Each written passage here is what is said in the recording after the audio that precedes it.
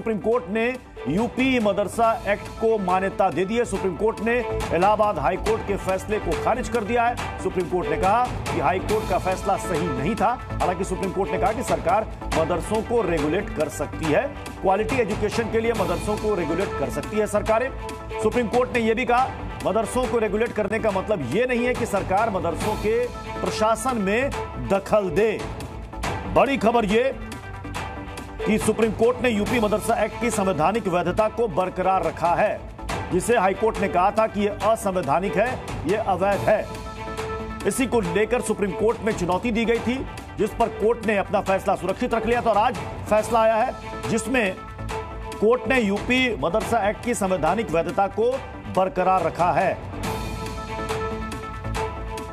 हमारे साथ supreme court से अरविंद हमारे साथ जुड़ रहे हैं, राजू राज हमारे साथ जुड़ रहे हैं और साथ ही तुषार हमारे साथ जुड़ रहे हैं लखनऊ से, और गाजियाबाद से पीयूष हमारे साथ जुड़ रहे हैं। सबसे पहले अरविंद, मैं आपके पास आ रहा हूं। अरविंद, कोर्ट ने डिटेल में क्या कहा है फैसला देते वक्त?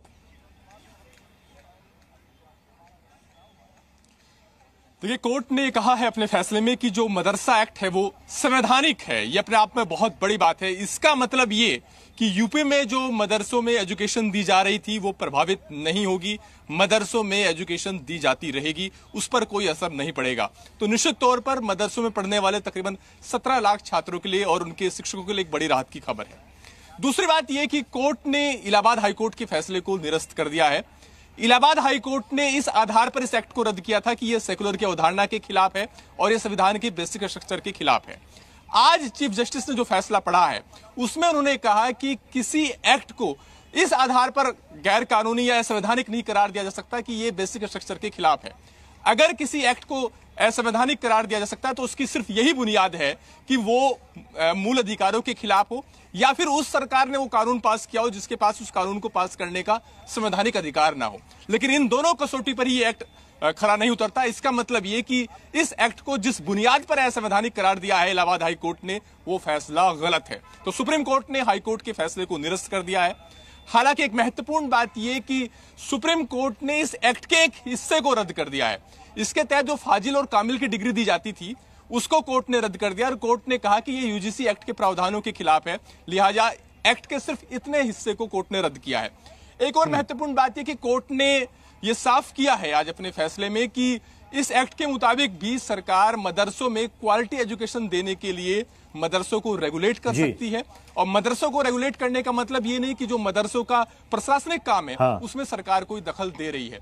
कोर्ट ने सुनवाई के दौरान भी ये कहा था कि अगर याचिकाकर्ता जो कि हाईकोर्ट में गए थे, अगर वो ये चाहते थे कि मदरसों में क्वालिटी एजुकेशन नहीं मिल रही है या सेकुलर एजुकेशन नहीं मिल रही है, तो इसका जरिया ये नहीं हो सकता कि मदरसा एक्ट को असंवैधानिक करार दिया जाए। इसका तरीका ये भी हो सकता है कि कुछ राइडर लगा दिया जाए। तो यहां भी सुप्रीम कोर्ट ने साफ किया है कि सरकार रेगुलेट कर सकती है। हमारे साथ इस पर बात करने के लिए प्रत्युष, जो इस मामले में मूल याचिकाकर्ता है, उनके वकील भी जुड़ गए हैं। प्रदीप यादव हैं जो कि अंजुम कादरी की तरफ से जो वकील थे वो पेश हुए थे। आज के फैसले में सुप्रीम कोर्ट की क्या अहम बातें आप देखते हैं? सुप्रीम कोर्ट की अहम बात यह है कि जो सेकुलरिज्म को लेकर के यहाँ पर तमाम तरह के प्रयास लगाए जा रहे थे उसको सुप्रीम कोर्ट ने आज जो है स्टॉप कर दिया है और ऑनरेबल चीफ जस्टिस ने हाई कोर्ट के फैसले को सेटिसाइड कर दिया है। ऑनरेबल सुप्रीम कोर्ट ने यह भी कहा है कि किसी को जो है रिलीजियस एजुकेशन को कंपेल नहीं किया जाएगा। इस चीज को लेकर के एक अहम फैसला, बहुत अहम बात यह कि फाजिल और कामिल की जो डिग्री है वो एक्ट के उस हिस्से को कोर्ट ने रद्द कर दिया और कोर्ट ने कहा कि ये यूजीसी एक्ट के खिलाफ है। इसे थोड़ा और एक्सप्लेन कर दीजिए। नहीं, फाजिल और कामिल जो था वो यूजीसी के एक्ट, चूंकि यूजीसी अपने यहाँ हायर एजुकेशन के लिए ऑल ओवर इंडिया में जो भी हायर एजुकेशन दिया जाएगा वो यूजीसी एक्ट से गवर्न होगा। इसलिए अगर कोर्ट ने इस पर फैसला दिया है कि मदरसा एक्ट में यूजीसी को लेकर के अगर कोई बात रही है वो अनकॉन्स्टिट्यूशनल है, उसका भी हम स्वागत करते हैं। एक कोर्ट ने कहा है कि मदरसा एजुकेशन, मदरसों में क्वालिटी एजुकेशन दी जा सके, इसके लिए मदरसों को रेगुलेट कर सकती है सरकार, लेकिन इसका मतलब ये नहीं कि उनके प्रशासनिक काम में दखल दे रही है। ये तो एक्ट में अपने आप में प्रोवाइड है कि सरकार जो है हर समय उसमें रेगुलेशन कर सकती है लेजिस्लेशन के थ्रू। यदि उसमें कुछ एजुकेशन को लेकर, क्वालिटी एजुकेशन को लेकर के लेजिस्लेशन पास कर सकती है, लेकिन पूरी तरह से एक्ट को नहीं खत्म कर सकती है। बिल्कुल, तो आप समझ सकते हैं प्रत्युष, इसका मतलब यह कि मदरसा एजुकेशन पर सुप्रीम कोर्ट की मुहर लग गई है। इस फैसले का असली निहितार्थ व्यवहारिक मतलब यह है कि फैसले के मुताबिक मदरसों में जो एजुकेशन दी, ठीक है अरविंद, आप हमारे साथ बने रहे, मैं सीधे रुक करूंगा पीयूष का। पीयूष, सुप्रीम कोर्ट के इस फैसले के बाद इसका स्वागत किया जा रहा होगा, वहां पर क्या कह रहे हैं मदरसे में पढ़ रहे हैं बच्चे और शिक्षक? देखिए, सब गाजियाबाद के मदरसे में हम खड़े हैं और ऐसे लाखों बच्चों के भविष्य पे एक तलवार लटकी हुई थी कि ये मदरसा जो एक्ट था उसको रद्द किया जा रहा था। आज सुप्रीम कोर्ट ने इन लाखों बच्चों को राहत पहुंचाई है और साफ तौर पर यानी जो फैसला आज दिया है उसमें साफ तौर पर कहा गया है कि जो हाईकोर्ट का फैसला है उसे रद्द किया जाता है। इसके साथ में जो उसकी व्यवस्था है रेगुलेट करने की वो सरकार जरूर कर सकती है। इसके साथ में मुफ्ती जी हैं। मुफ्ती जी, आज सुप्रीम कोर्ट का फैसला आया है, किस तरीके से इस पूरे फैसले को आप देखते हैं? नहीं, बहुत अच्छा फैसला आया है। हम इस फैसले का सम्मान करते हैं और सुप्रीम कोर्ट से ये उम्मीद भी करते हैं कि आइंदा भी वो इसी तरीके के फैसले जो इंसाफ पर मबनी है वो करता रहेगा। अच्छा, जो फाजिल कामिल की डिग्री ये दे रहे थे वो यूजीसी एक्ट के अंतर्गत आने के बाद अब नहीं दी जा सकेगी, उस एक्ट को सुप्रीम कोर्ट ने रद्द किया है, गलत माना है, तो ऐसे में आप क्या समझते हैं? नहीं, उसको तो ये तो एक अजीब सी बात लगी मेरे को, क्योंकि उसको तो पहले से भी जैसे दारुल देवबंद है उसकी डिग्री फाजिल की होती है और उसको बहुत सारे कॉलेज मानते हैं। अलीगढ़ मुस्लिम यूनिवर्सिटी मानती है, चौधरी चरण सिंह जो यूनिवर्सिटी है वो उसको मानते हैं। तो इसमें तो सोचने की बात है, देखना पड़ेगा कि आखिर क्या वजह रही है, किसकी वजह से उन्होंने इसको खारिज किया है।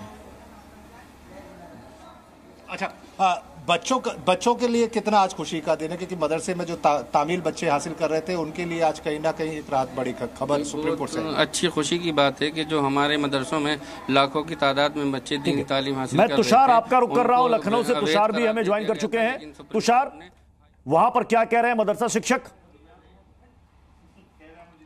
बिल्कुल, देखिए तमाम शिक्षक मदरसे के मौजूद हैं, उनसे बात करते हैं। सर, आप प्रिंसिपल भी हैं यहाँ इस मदरसे के, काफ़ी बड़ा मदरसा है आपका, किस तरह से इस फैसले को देखते हैं? फैसला बहुत अच्छा आया है हम लोगों के हक़ में और हम लोग बहुत खुश हैं इस फैसले से। सुप्रीम कोर्ट ने इलाहाबाद हाई कोर्ट के फैसले को खारिज किया और मदारिस कि जो असातिज़ा थे, मदरसे का जो निज़ाम था, उस सारी चीज़ों को कोर्ट ने बरकरार रखा। एक अच्छी ख़बर है हम लोगों के लिए। तमाम मदारिस के लोग बहुत खुश हैं, एक दूसरे को मुबारकबाद पेश कर रहे हैं और टीचर एसोसिएशन के जो जनरल सेक्रेटरी साहब हैं दीवान जमा खान साहब, वो दीगर जो लोग इस लड़ाई को लड़ रहे थे, उन लोगों ने भी अभी मोबाइल पर मुबारकबाद पेश की है और खुशी का इजहार किया है। सर, बच्चे क्या कह रहे हैं इसको लेके, किस तरह से बच्चों को क्योंकि जिस तरह से इलाहाबाद हाई कोर्ट का फैसला आया था कि जो इसकी संवैधानिक मान्यता उसी को ही रद्द कर दिया था, इलाहाबाद हाई कोर्ट ने मदरसा एक्ट को पूरी तरह से रद्द कर दिया था, अब उस फैसले को सुप्रीम कोर्ट ने रद्द कर दिया, तो बच्चे किस तरह से इसको देखते हैं? बच्चे भी बड़े फिक्रमंद थे इस फैसले को लेकर, जो सुप्रीम कोर्ट में मामला चल रहा था हाई कोर्ट के इस फैसले को। बच्चे भी बहुत खुश हैं और सभी लोग बहुत खुश हैं। मदारिस अरबिया के सभी टीचर, सभी बच्चे बहुत खुश हैं और एक दूसरे से खुशी का इजहार कर रहे हैं, मुबारकबाद पेश कर रहे हैं।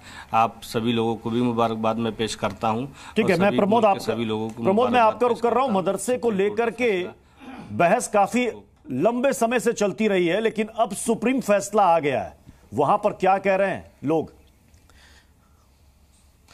हाँ प्रत्युष, यूपी में मदरसों के मुद्दे को लेकर जो आग लगी थी वो एमपी तक पहुंची थी। यहां भी मदरसों को लेकर खूब बवाल कटा था।